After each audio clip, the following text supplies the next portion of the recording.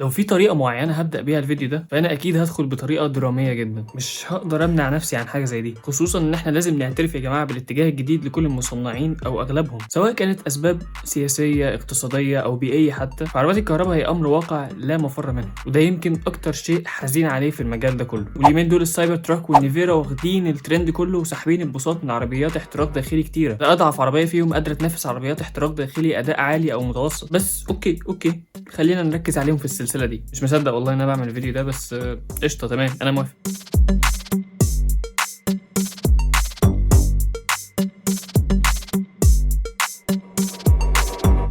في حياتك يا مشاهد يا عزيز اكيد مر عليك ولو لمره عربيه كهرباء، ولو كنت قريب منها فهتلاحظ حاجه مهمه جدا ومحزنه جدا. العربيات دي ملهاش صوت خالص. العربيات اللي فيها محركات احتراق داخلي فيها زنه كده، حتى لو كانت استوكايه مش معدل عليها اي حاجه برضو لسه فيها زنه. وكده كده يعني انا مش محتاج اشرح لك، انت عارف ليه. بساتم عماله تتحرك فوق وتحت طول الوقت، وده بسبب تعرضها للاحتراق بشكل مباشر ومستمر. حتى لو كانت العربيات دي واقفه في مكانها وما بتتحركش، فالبساتم بتتعرض للاحتراق بشكل مباشر ومستمر، وده بفضل الجير بوكس والميكانيزم المعقد بالنسبه لناس كتير. في الكهرباء مفيش بقى بساتم ولا حركه اصلا كتيره، تقدر تعتبرها بشكل مبدئي كده حاجه عامله زي محركات الروتري، بغض النظر يعني عن الاختلافات الجوهريه، زي انه محرك احتراق داخلي اصلا ويعني بيفضل برضو بيتعرض للاحتراق بشكل مستمر. مش عارف، حاسس ان انا يعني اديت اصعب مثال فعديها. اوكي خلينا نبقى بروفيشنال شويه وكفايه مطر. عربيات الكهرباء ببساطه شديده الباور ترين بتاعها بيتكون من 3 حاجات اساسيه: البطاريه والموتور وحاجه ثالثه مهمه جدا اسمها الانفرتر. خلينا بس في البدايه كده في الفيديو ده نتعرف على الموتور وناخد فكره مبدئيه عن البطاريه والانفرتر. الموتور بتاع اغلب العربيات الكهربائيه بيشتغل بنفس الطريقه، الا لو في شركه حابه تتفزلك فانا مش مسؤول. في الاغلب الموتور ده هيكون اندكشن موتور. الاندكشن موتور هو من اشهر انواع المحركات المستخدمه، وده لان اداؤه فشيخ.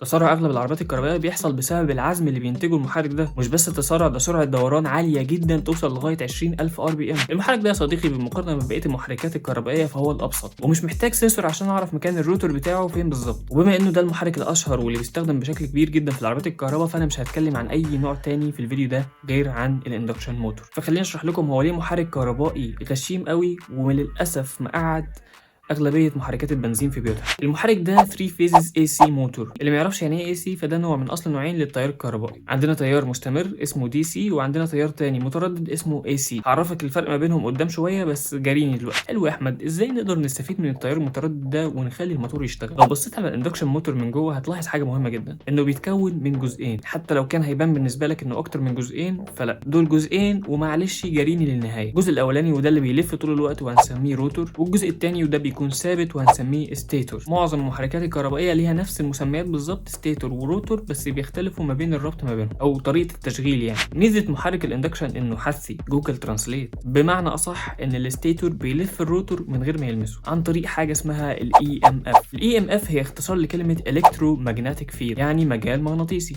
جوجل ترانسليت. وعشان نعرف المحرك ده ازاي بيشتغل فخليني كده ارجع بيكم بالزمن لحصه العلوم.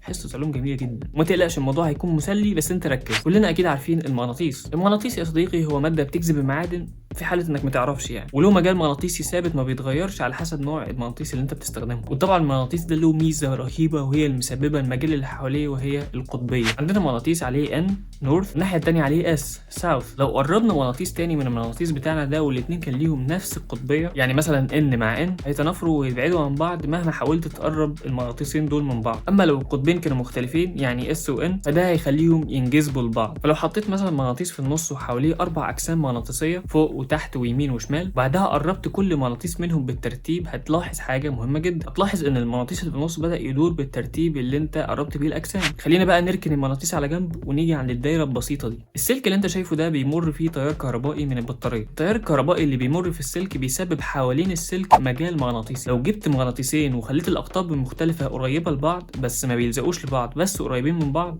وحطيت ما بينهم السلك ده، السلك يا اما هيطلع لفوق او هينزل لتحت على حسب اتجاه التيار في السلك. لحد دلوقتي اعتقد ان الدنيا سهله. تعالى بقى نمسك السلك ده ونلفه حوالين صباعنا، نعمله على شكل كويل ونوصل فيه تيار كهربائي. اللي يحصل هنا انك تخلق مجال مغناطيسي مشابه للمجال بتاع المغناطيس. بس انت عندك هنا ميزه حلوه جدا في الكويل مش موجوده في المغناطيس، هو انك تقدر تتحكم في اتجاه التيار، بمعنى انك تقدر تتحكم في القطبيه بتاعه الكويل ده. مكان الاس نخليه ان والعكس. ومفيش غير طريقه واحده بس هي اللي نقدر نعمل بيها الحركه دي، وهي انك تستخدم التيار المتردد الاي سي كارنت. بمعنى اخر انت بقيت بتتحكم بيتحكم في المجال المغناطيسي والقطبيه بتاعه الكويل ده. تيار الاي سي هو تيار متردد، يعني الكهرباء فيه مش بتمشي في اتجاه واحد، لا دي بتروح وتيجي، بتفضل رايحه جايه بشكل متردد، وده معناه ببديهيه شديده ان ليها تردد، والتردد ده هو عباره عن عدد مرات اللي اتغير فيها اتجاه التيار في الثانيه الواحده، وبتتقاس بوحده الهرتز. وبعد ما فهمتك الاي سي خلينا بقى نرجع للكويل اللي احنا عملناه على صوابعنا. لو جبنا كويل تاني بس المره دي متوصل بلمبه وقربناه من كويل تاني متوصل فيه تيار كهربائي متردد، اللمبه هتنور وهي مش متوصله بشكل مباشر، وده بسبب المجال الكهرومغناطيسي اللي موجود في الكويل الاولاني. تخيل بقى معايا ان انت عندك سلك واحد متوصل عليه اي سي وعملت فيه كويلين مش كويل واحد. اللي هيحصل هنا ان هيبقى في مجال مغناطيسي كبير جدا بينهم هما الاثنين، بيتغير القطبيه بتاعته بشكل مستمر بسبب انه تيار اي سي، وده يخلينا نستفيد منه بشكل ممتاز جدا. لو جبت سلك معدني مربع وحطيته ما بينهم فهيمر فيه تيار كهربائي متردد. لو انت فاكر يا صديقي فانا قلت لك من شويه لو وصلنا تيار في سلك فهينتج لنا مجال مغناطيسي حوالين السلك ده. لو حطيت السلك ده ما بين جسمين مغناطيسيين ليهم اقطاب مختلفه هيتحرك يا اما فوق او تحت على حسب اتجاه التيار اللي بقى بيمر في السلك ده. الفكره بقى ان الحلقه المعدنيه اللي احنا حطيناها ما بين الكويلين ده هيتطبق عليها قوتين عكس بعض، الاولى بتزقه من تحت ناحيه الشمال، الثانيه بتزقه من فوق ناحيه اليمين، او العكس على حسب اتجاه التيار. الجسم المعدني ده هيفضل يعمل كده،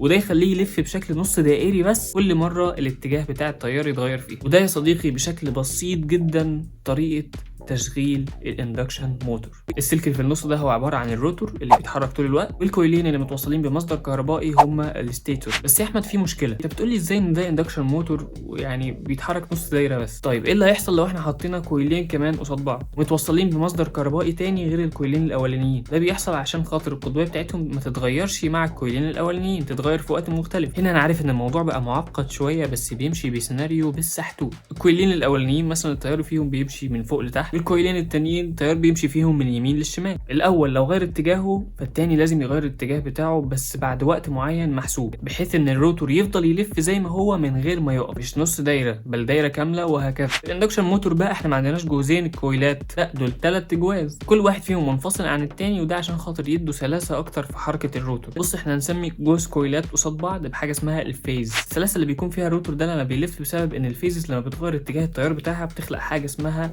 روتيشنال الكترومagnetic فيلد، مجال كهرومغناطيسي دوار. والسبب وراء ان كل فيز متوصله بمصدر تيار مختلف عن التاني هو اننا عايزين نخلق توقيت مختلف لتغيير القطبيه لكل فيز على حسب مكان الروتور والسرعه اللي احنا عايزينه يلف بيها. والاورينتيشن بتاع الفيزز دي حوالين الروتور بيكون كل فيز ما بينها وما بين الثانيه 120 درجه. دلوقتي يا صديقي انت عرفت ليه الموتور ده بيتسمى 3 فيز اي سي اندكشن موتور. حاجه كمان هتلاحظها في الروتور بتاع الاندكشن موتور ده هو انه ما بيتكونش من حلقه معدنيه واحده، وفي كذا حلقه معدنيه بحيث ان كل حلقه يمشي فيها اتجاه تيار معين، وده يخلي الروتور يدور في الاخر بنفس الاتجاه اللي بيدور فيه المجال المغناطيسي بتاع الستيتور. طبعا اي حاجه هقولها بعد كده عن الاندكشن موتور هي مجرد تحسين بتحسنه الشركه عشان خاطر تقلل من الحراره بحيث انها تطلع افضل اداء من الموتور ده. يجي في بالك دلوقتي سؤال، يعني طب هو ازاي الكويلات دي بتكون لامسه بعضها كده؟ مش كده تبقى عباره عن زي سلك واحد كده بيتوصل بالكهرباء؟ الحقيقه ان السلك المعمول منه الكويلات دي كلها بيكون معزول تماما بحيث انك لو قربتهم من بعض عادي جدا تقربهم بشكل امن من غير ما يحصل شورت سيركت. طب يا احمد هل فعلا مفيش جير بوكس في العربيات دي؟ طبعا في جير بوكس بس بسيط جدا مكون تقريبا من 3 تروس، هنتكلم عليه بعدين ان شاء الله في فيديوهات تانية في نفس السلسله. وبالنسبه للانفرتر هو البطاريه فانا شايف ان احنا نتكلم عليهم في فيديوهات تانية برضو لان الموضوع بقى طويل جدا، يعني كفايه عليك قصه الموتور وحواراته والدنيا اللي فيها. بس يعني لو انت حابب برضو اديك نبذه فببساطه شديده هو البطاريات بتطلع دي سي،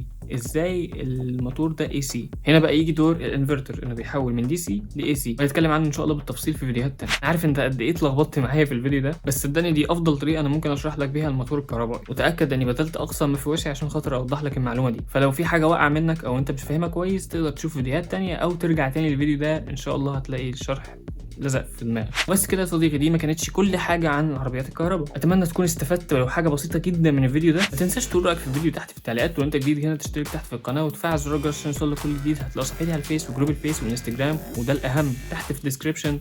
ويلا سلام. والكويلين التانيين